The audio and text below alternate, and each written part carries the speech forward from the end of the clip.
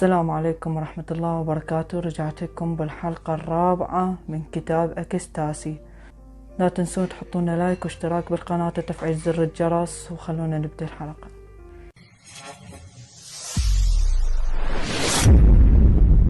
من كنت قبل أن يخونوك؟ من كنت قبل أن يكسروك؟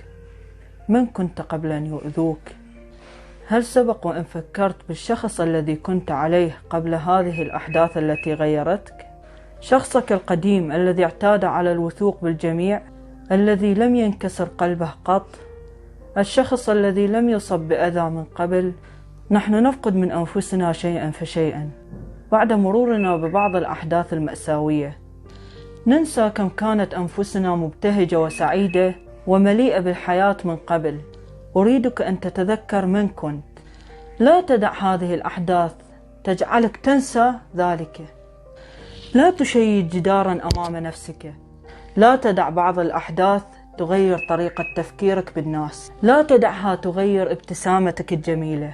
لا تدعها تغيرك إلى الأسوأ، بل دعها تكون السبب في تغييرك نحو الأفضل.